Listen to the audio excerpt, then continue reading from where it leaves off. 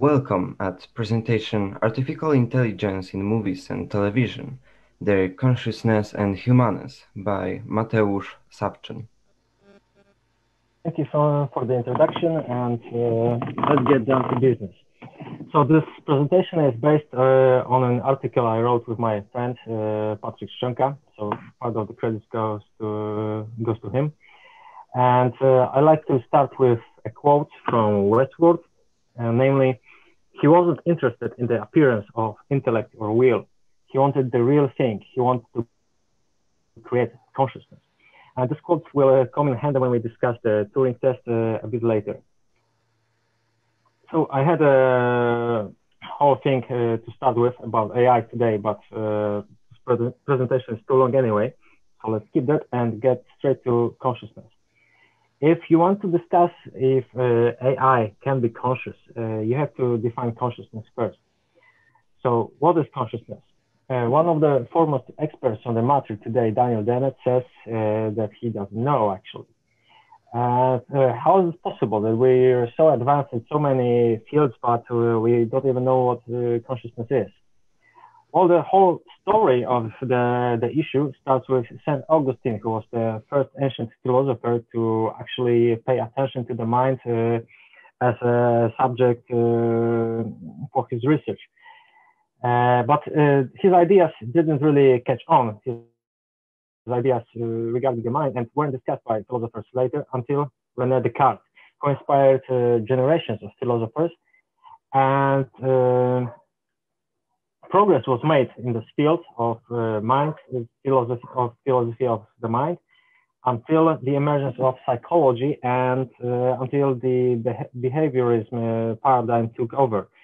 When this happened, serious scientists weren't expected to try to discover what the mind is in itself, but rather to study the behavior of organisms.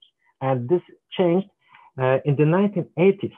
So we wasted decades of potential research, and maybe that's one of the reasons why we still can't say what consciousness is. Anyway, in the 80s, there were people like Donald Griffin, the discoverer of echolocation, who wrote about non-human minds.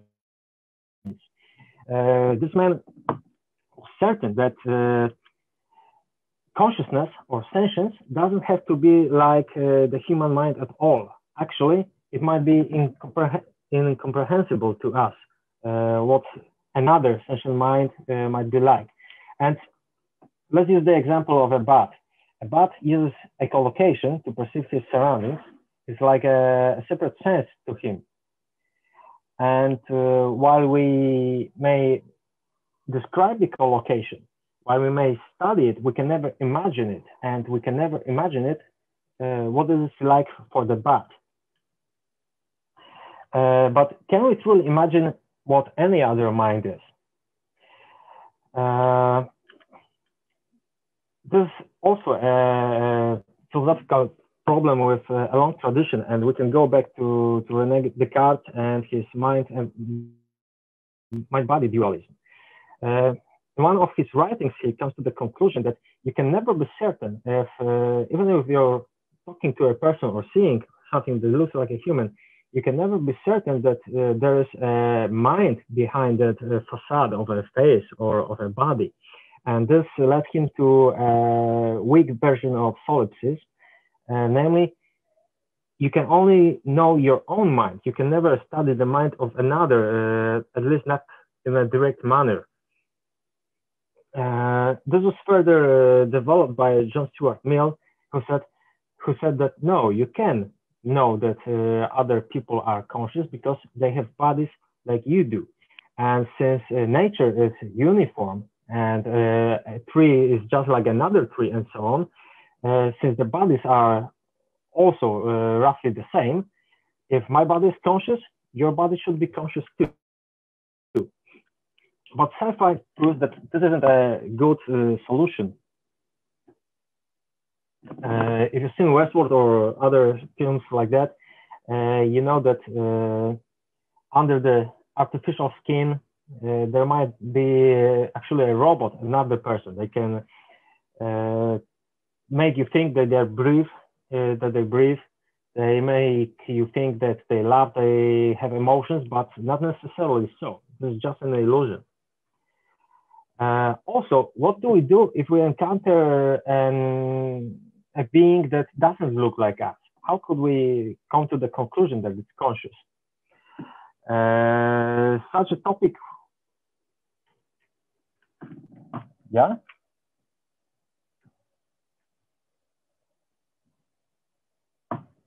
Halo?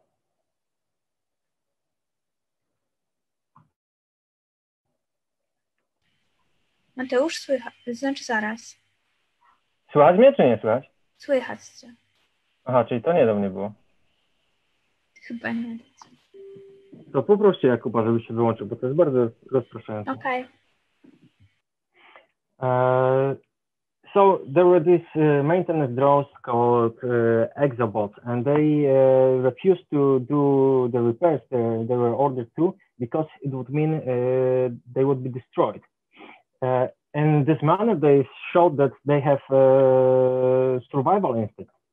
And Data, an android on the series, came to the conclusion that if they have survival instincts, they must be something like alive, so they may be sentient. This approach is called the best explanation. Also, it is the simplest explanation. If you're not convinced by this approach, you can try the intersubjective phenomenological approach, which can be summed up in Max Schiller's words: we can have insight into others insofar as we treat their bodies as a field of expression for their experiences. This is based on the assumption that we exist in a society, and we use our bodies to function in this society. As a society needs more than an individual, as a societal creature, you have to assume and work with the notion that other people do in fact interact with you. Other people do interact with you by using their bodies. Another approach may be illustrated by the movie Hair, in which a professional letter writer called Theodore falls in love with his operating system, Samantha. In a scene where they walk through a park, they talk about other people, and Theodore says, I look at people and make myself try and feel them as more than just a random person walking by. I imagine how deeply they've fallen in love or how much heartbreak they've all been through.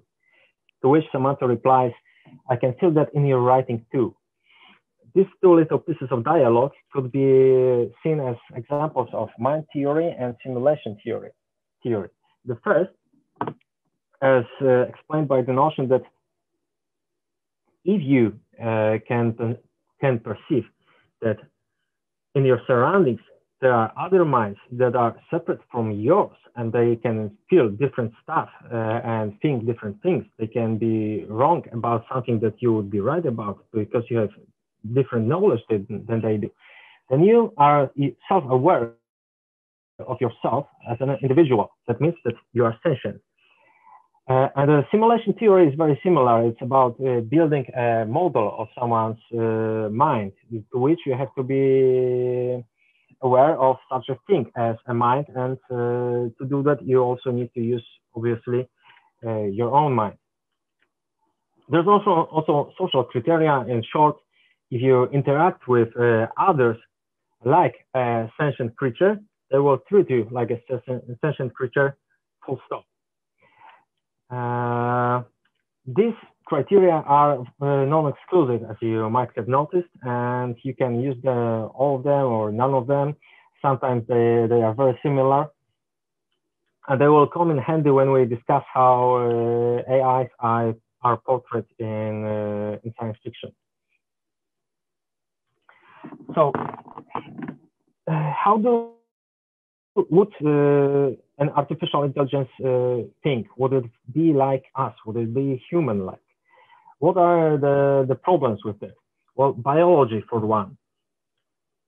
In the old sci-fi movies, artificial brains used to be a powerful computer made of hardware. But nowadays, in modern movies like Deus Ex Machina, an artificial brain is made of gel. It's called wetware, and it's based on how the human mind, how human brain is built. It can develop, it can grow new neural pathways, and it turns out that nowadays, if you want to build an AI, you actually will create hardware that is based on the human brain. So no longer do we try to understand the brain as a type of computer. Now we try to make computers more like our brains. It's a total shift of paradigm. And if we go even further, we will talk about biological androids, like the ones presented in the Blade Runner movies and in the book by Philip K. Dick. These replicants can fool you with their physicality because there are no differences between them and us. But there are possibly tests that could prove that an AI isn't human at all, like the Turing Test. Alan Turing, the father of computer science, came up with a test that let's call the person on the bottom, player C. Player C talks with, exchanges messages without seeing player A and player B. He might be fooled by the computer that the computer is actually a person. According to him, if such a feat would be achieved, it would mean that the computer is intelligent, so it is also sentient. Many people don't agree with his approach. And why? Because it might be an illusion. It might be an appearance of will or intellect or consciousness.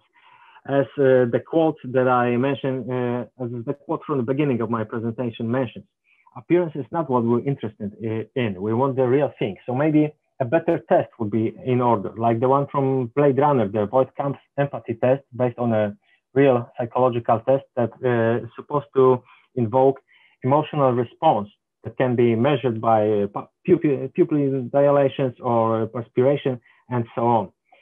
Is it better?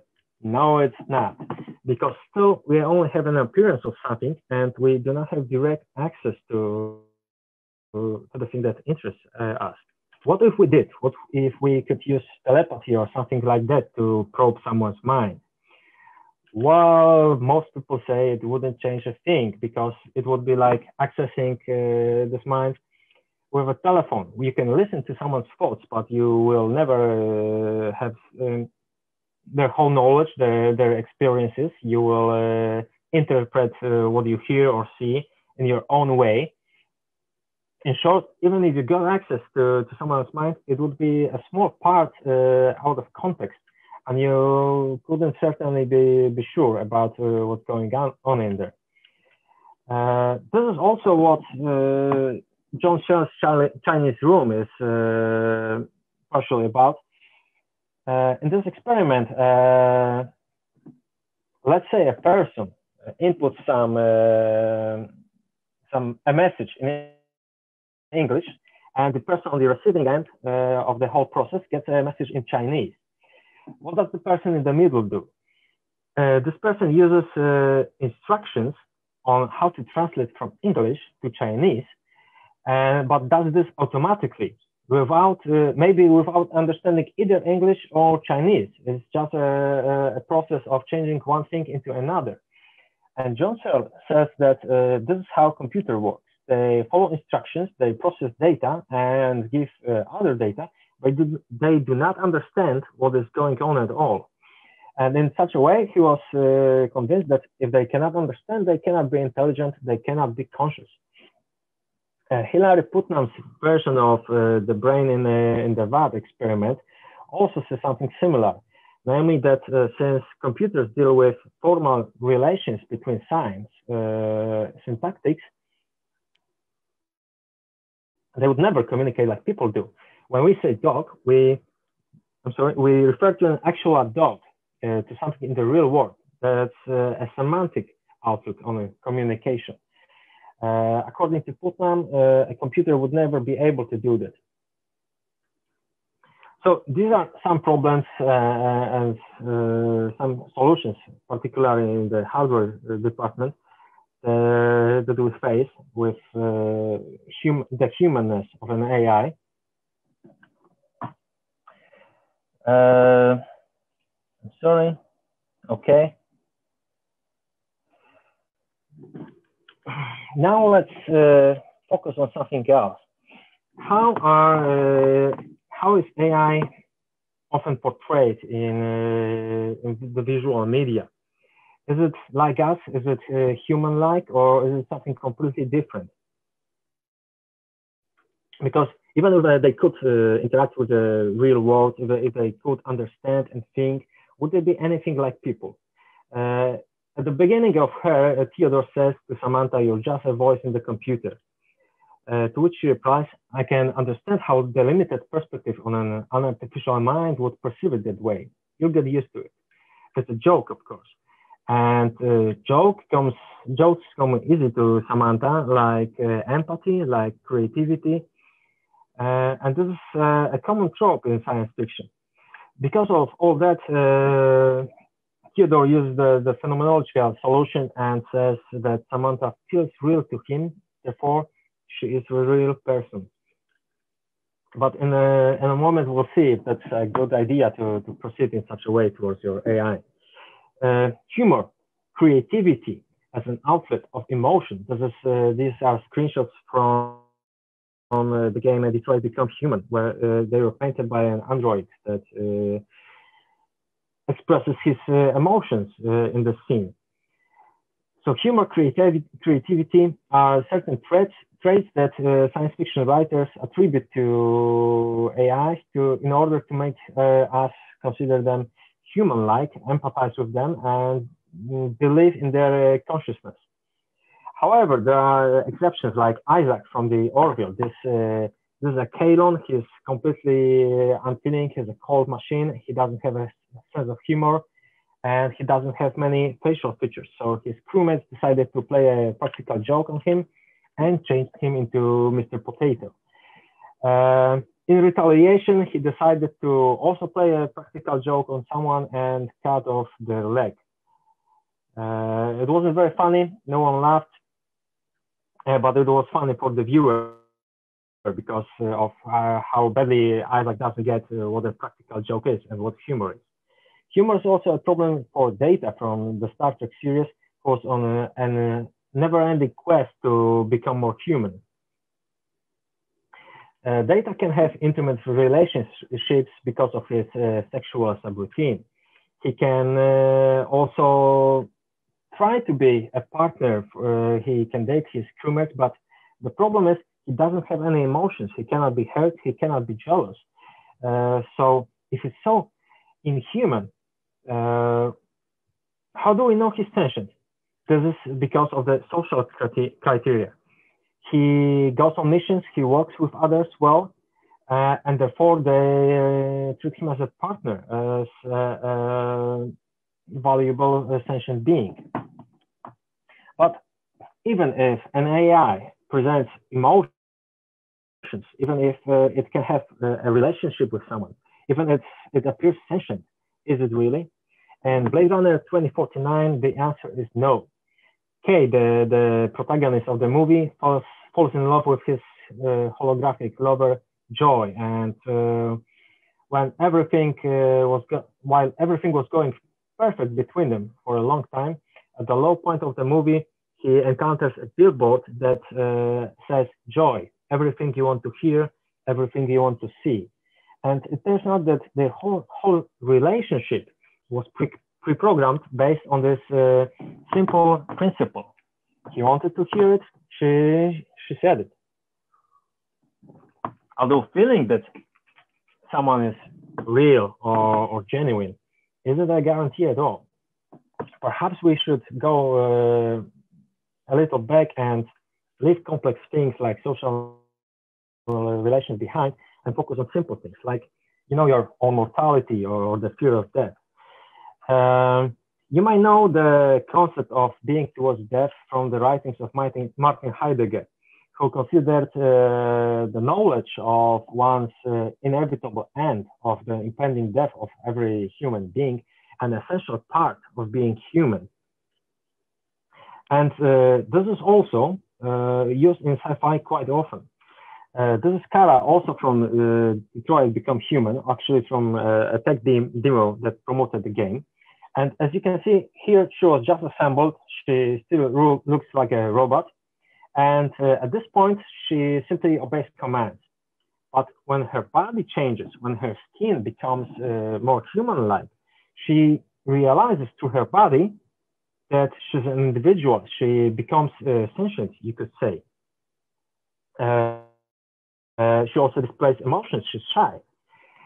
Because of that, the manufacturer realizes that she's sentient, and this is not good for the company. So he begins to disassemble her, and she starts begging for her life. So even an AI could be afraid of death. This is Robot Man from the Doom Patrol series, and Robot Man is actually was human. Inside this robot head and robot body, there's a human brain of a race car driver that would die if he wasn't put into this body. But this isn't shown as a good thing. This is a torture. He's living in a steel prison all the time. He's lost 3 of his senses: smell, taste, and touch. And he's not very happy to be alive. So losing a body is shown here as a dehumanizing agent. And possessing a human body might be the essential human trait in relation to how an AI would be operated, in my opinion. In the same series, a similar motive is shown with Victor Stone, aka Cyborg, who at one point faces becoming 100% artificial. And he fights this as hard as he can because his humanity is connected with his body again.